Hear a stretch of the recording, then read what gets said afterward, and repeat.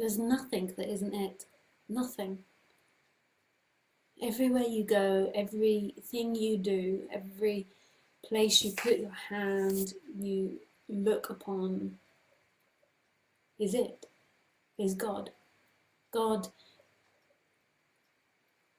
oneness, is reflecting itself everywhere. It's using these bodies in order to look through something at itself. It's using these bodies to experience itself.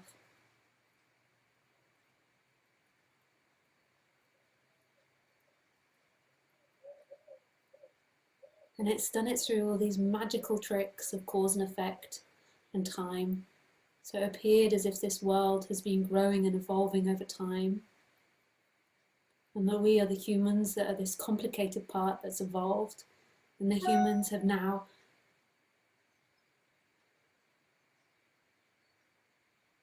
begun to have self-awareness.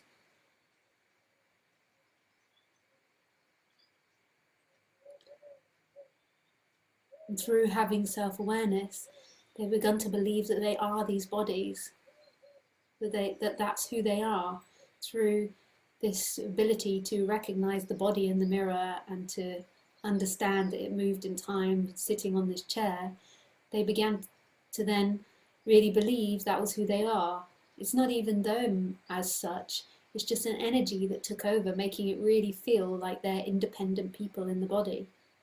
When really all there is beingness playing everything, pure, brilliant beingness. And beingness is totally empty of anything. It has no quality, and yet it's everything. And it's always been there. Because the body only has the memory to mostly this body. Some bodies have memories of other bodies, but it mostly only has it to this body. You could say it's the same beingness that was there since 1, 2, 3, when you were 10, 20, when your heart was broken and ripped out and bleeding, when you were crying, when you were high on drugs, when you were in love, when it was beautiful, when you made love the first time, when you kissed the first time, when you made your first money, when you bought your first home. It was the same beingness. But we can only really say that in this body's life, because these memories are normally only designed to remember these bodies' lives, where really it's been eternity. Beingness has been everything for eternity. Some bodies, though, are sensitive, and they remember other lives, past lives.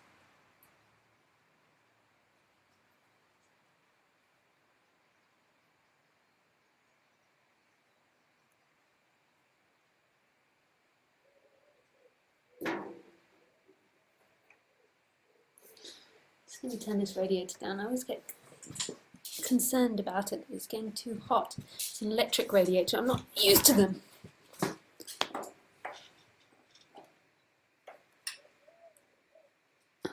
I like it nice and hot, but it feels like it will just combust.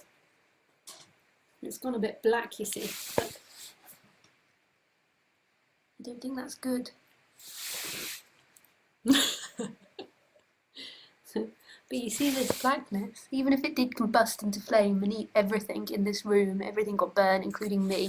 Khaleesi got away, everything else got burnt, would be transformed into the same thing, beingness. But now just beingness as ashes, beingness as flames. It would be a new expression of energy. And the memory and the personality of this body would go, although that energy would go into other things. There's never really an end to something, but there wouldn't be this collective Lisa anymore, but it would be the same beingness experiencing itself in a different way. Isn't that wonderful? Who you truly are never dies. The base of everything never dies, but in the world of forms it's constant change. One thing changing to another. Even this body isn't the same body that started this talk. It's now taken in tea, and it's let out gas, and it's dropped skin. It's taking in different air. It's transforming continuously. There's nothing which ever stays the same, although it feels like, so the way we see stuff, it feels like things do stay the same because the rock seems to stay the same, but it's also changing continuously as well. And then in this very moment, like, although we see the appearance of movement, one thing to another, to another, to another, also in this very moment, nothing ever happened. This is all spontaneously appearing as and from emptiness, as emptiness. It's also like a dream at night, not happened, seemed to happen, but it's like, never really happened. I'm watching Khaleesi in the garden. I love the way she looks. But the owner has her grandchildren here today. And they don't really speak very good English. And I'm trying to tell them not to touch her, and they're all like... So she's on her lead out there, but I have to watch, see if these grandchildren come up to her. And then they say, does she bite? And I'm like, well, not really. She doesn't bite, but she will half scare them if she doesn't want it anymore. She doesn't bite, but she goes suddenly to people that she doesn't know. It's so funny. She's so adorable. Everyone always wants to touch her. I'm like, not good, not good. Papia, papia.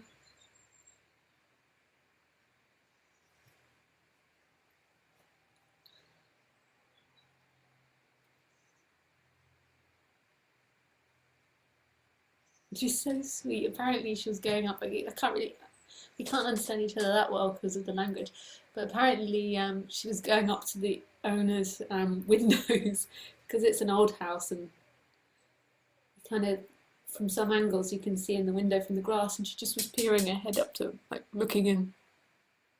I think the owner was finding it very sweet.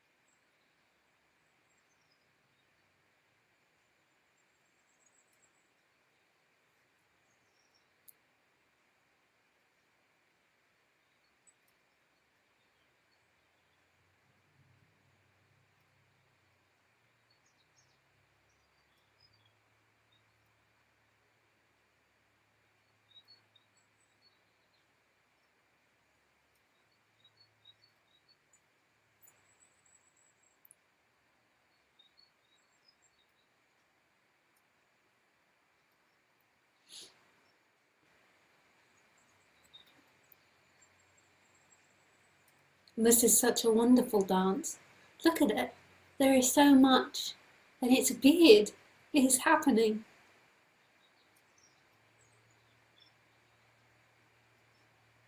It's here. We're so convinced we're in control of our life and that this is our life, but it's a happening. Look, it already is.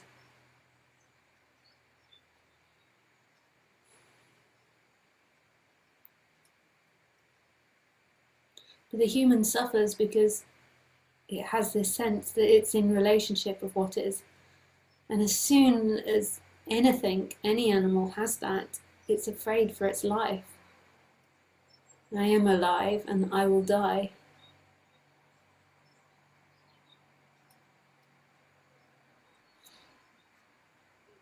And it feels separate and not enough, and it feels lack. Pardon me.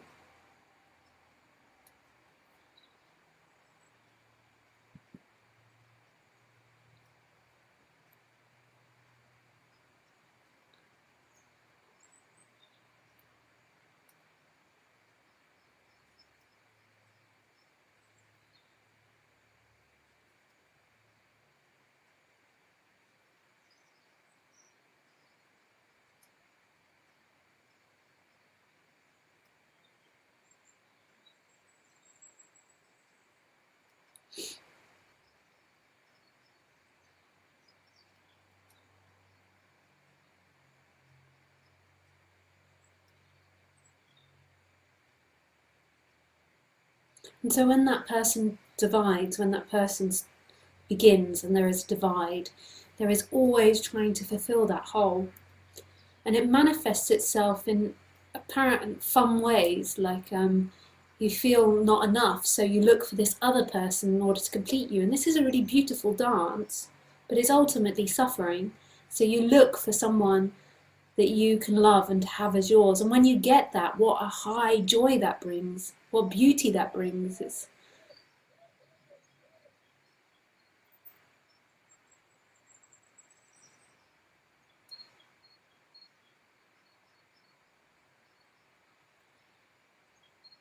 And you're always looking for them to validate that. And that creates a lot of tension in the relationship. Because they have to be things in order to fulfill you. They have to be a certain way, they have to look a certain way, they have to do certain things in order to give you something. And it's the same with money. You feel scared of your survival, you feel scared of being separate, so you need money to make you feel safer. You think that this money will make you feel safe. And then you have this fear of what it will be to be without money, to be worthless, to be living on the street, to be freezing, to be not enough. And so you think that you have to obtain money and things to make you feel secure. And it's really crazy, because that activity of trying to make yourself feel secure makes you feel insecure. Isn't that crazy? And it validates it more and more and increases that insecurity. So often the richer you are, the worse you feel about money. The richer people need more money in order to feel safe. And they normally have a worse sense of it. If you think about the famous teachers out there, like the Buddha and Ramana Maharshi, were both homeless wanderers. Ramana Maharshi, not really, he lived in a cave. But the Buddha was. He had nothing. And he did live in a society where that was more acceptable, actually, to be a monk and to wander around. But he still had to sleep out with the snakes. He still had to just walk until he came to a village to get food. He had no idea when he would next be eating or drinking.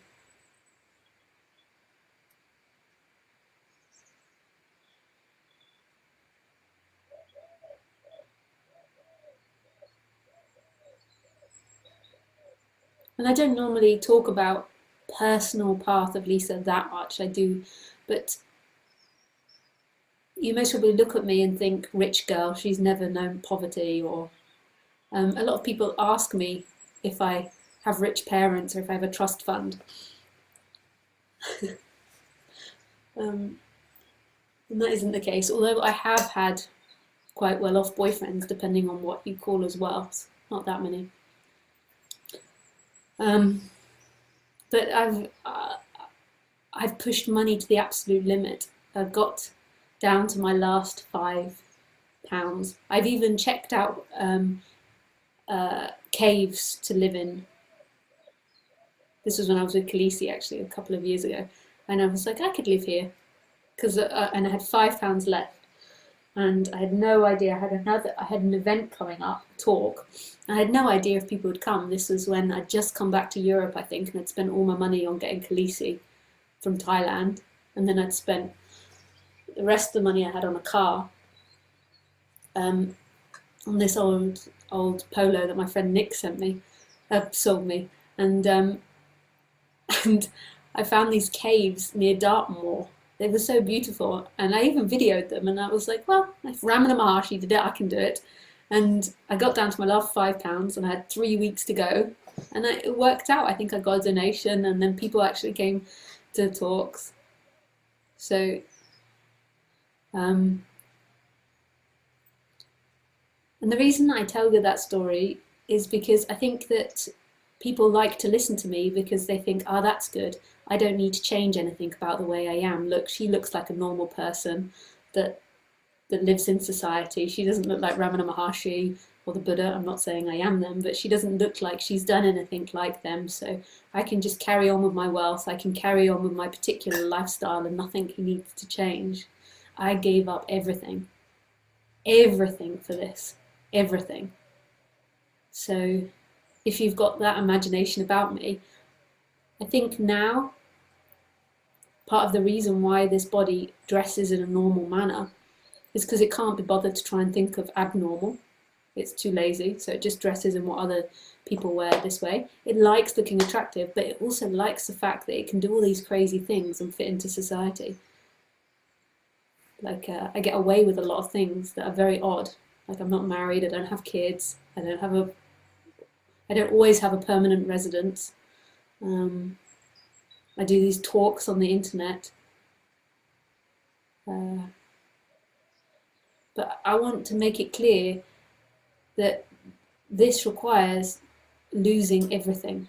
You might not physically lose everything, but this requires happiness if you are totally rejected by society and you have no money left at all. So no love from the external, because that's the two things we're after, is love from the external and no money. And this is saying that it's not in either of those. And you can actually be, having been poor and rich, and being loved and not loved, there can be freedom in either. Because the amount that you've got in your bank balance, what does it matter now? Right now, what does it matter? If you're sleeping in the forest tonight, what does it matter if you're not living in time about where you're going to get food tomorrow? The freedom is, and these bodies have to die, these bodies have to rot. Wouldn't you rather have 10 days of freedom than a lifetime of money? The human is stupid. It picks length every time. Okay. So if you think that you can take anything with you to the grave, if you think you can get through this, taking your money, taking your fame, taking your success, taking your intelligence, then you have no idea what this is about. Maybe it'd be better to go and do Christianity or something.